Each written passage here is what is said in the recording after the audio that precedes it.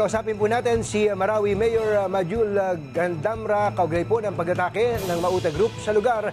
Mayor Majul, magandang umaga po sa inyo. Mayor, umagang kaganda po sa inyo, Mayor. Hindi yata tayo naririnig, Mayor. Babalikan natin si Mayor Majul. Kaugnay po ng sitwasyon ngayon sa Marawi. Doon po sa kabubukas lang po ng kanilang mga telebisyon, dineklara na po ng Pangulong Rodrigo Duterte ang martial law, hindi lang po sa Marawi City, kundi sa kabuuan ng Mindanao. Kapag ka po sinabing Mindanao, ay ilang rehiyon po ang kabilang dyan? 5. Mula po sa Northern Mindanao ng Misamis pababa dito sa bahagi ng Western Mindanao, at saka po dito sa bahagi ng Eastern Mindanao sa may Davao Provinces. Oo, napakalawak po nito at gusto nating makabalita sa lugar kung saan po nag-umpisa ang kaguluhan. Nasa linya po natin si Marawi Mayor Majul Gandamra. Mayor, umagang kaganda po sa inyo. Magandang umaga po. Magandang umaga. Opo, kukumustahin po namin kayo. Kumusta po kayo ngayon dyan sa Marawi City, Mayor? Well, medyo talagang hindi maganda yung buwan namin dahil sa nangyari kagabi. And kami nagpapasalamat at ngayong umaga ay medyo bumaba yung tension. Nasa City Hall po ba kayo ngayon o nakakauwi po naman kayo sa inyong bahay?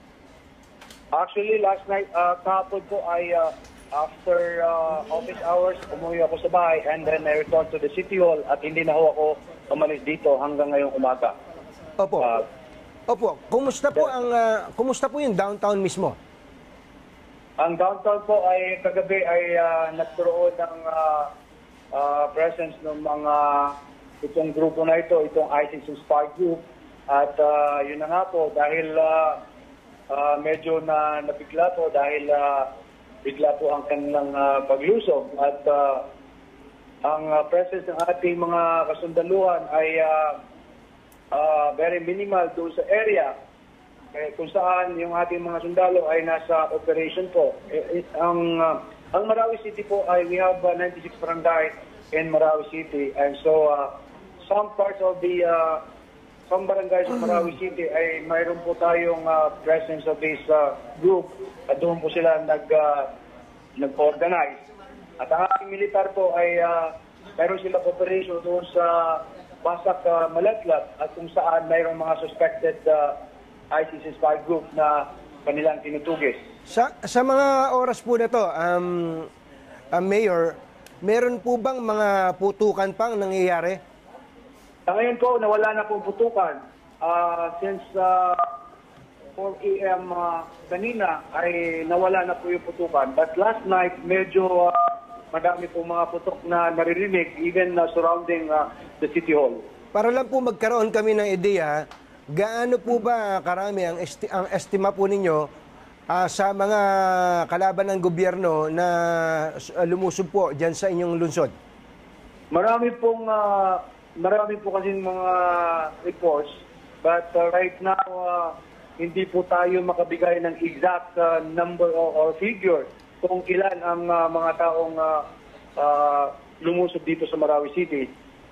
Para lang po maging specific. I think more than hundreds of men. As initially, yun ang report sa amin. Mga 100. Ito po ay... More than. Opo, may higit 100. Okay, ito po yung Maute Group at Abu Sayyaf, tama po ba? Yun po ang report sa atin. This is a combined group of the ISIS-inspired group, this Maute, and for the Abu Sayyaf. Opo. Paano nyo po ngayon i-describe ang lungsod, Mayor, dahil po sa pangyayaring ito? Kahapon po, actually, pag-uwi ko sa bahay at when I move around, okay naman na yung mga establishment ay open. But pagbalik ko dito sa City Hall at nagkaroon na ho ng mga panakanakang putukan, I advise the people through radio na huwag na ho silang lumabas at doon na lang sila sa kanya-kanyang bahay. So sa ngayon po ay kaya na sinabi ko na wala na ho ang putukan and I'm waiting for the military and the police because last night hindi pa po sila nakakarating dito sa City Hall. Kami lang po ang nandito ho sa City Hall ay ang aking mga empleyado kung saan hindi nila ako iniwan at ang mga ibang kapamilya ko po. Oh. Mayor, si George ito, Mayor Mahul. Kanina po may George. kausap kami at na residente rin ng Marawi, binabanggit nga niya na overnight ay mga putukan ang naririnig. Para lang po sa kapanatagan ng kalooban ng mga kababayan ninyo dyan sa Marawi na ngayon sumusubaybay sa programa natin at maaaring nakikinig sa interviewing ito. Pakilarawan nyo nga po as far as you can tell without sacrificing operational details sa militar kung ano yung nangyayaring putukan overnight. Well, gaya ho ng sinabi ko sa inyo, meron pong nangyayari putukan last night between this the government troops and this ISIS-inspired group. So, medyo minsan biglang maraming putok and minsan nawawala. And right now, totally wala na ho tayong narinig na putok dito sa Marawi City. Especially itong malapit sa City Hall. Pwede nyo na po ba sabihin sa mga kababayan ninyong safe na lumabas? Well, we cannot advise them to go out yet because hindi pa po tayo nakikipag-usap sa ating mga kasundaluhan at ang ating PNP before we can advise na they can safely go out and do the usual business. Mayor, mabalikan ko lang po yung mga pangyayari kagabi. May reports po na ang BJMP dyan ay sinunog, ang isang ospital ay napasok.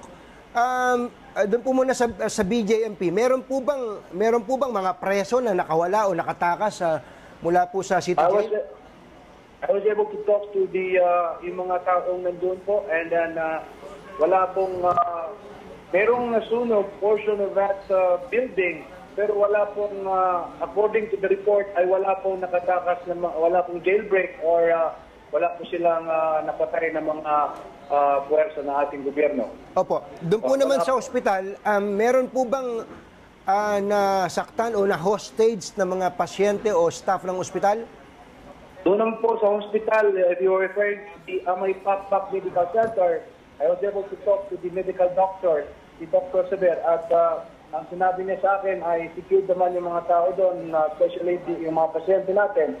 At wala naman pong nasabing hostages. Although, meron siyang sinabi na last night or around 6 o'clock ata yun, ay mayroong dumaan doon na some members of this group, itong ISIS-inspired group, mga 3 to 4 men, at mayroon silang dinalang tao doon na wounded. And later on, it was declared dead. Opo. Safe po bang sabihin na walang government office o kaya po ay private establishments na nasa control ng Maute Group ngayon, sir? Yes, we can safely say na wala pong na-control ang grupo na ito ng mga government establishment or private establishment, except that mayroon pong some establishment na pwedeng na-damage during the firefight between the military and this group. Ang lahat po ng lugar ay importante, pero ang City Hall po, ang seat of power, ika nga, dyan po sa lungsod ng Marawi. Hindi po ba dapat nandyan ang concentration, well, at least yung pong pagtiyak ng seguridad para po sa inyo, ang presence at visibility ng pulis at sundalo? Precisely, Anthony, no? Kaya hindi ako nakaalis dito dahil ayaw po natin na mapasok ito ng grupo na ito because this is a symbol of authority ng ating gobyerno dito sa Marawi City. At mismo ako po ay hindi umalis dito. Tanong ngayon ay hindi po ako natutulog. Kasama ng aking mga empleyado at ang aking ibang pamilya ay nandito sila.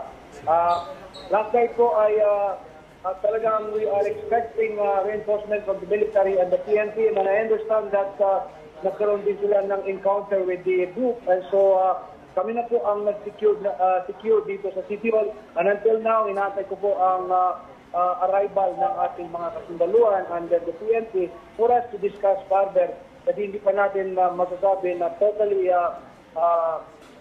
itong grupo na ito wala na sa Marawi City. Opo.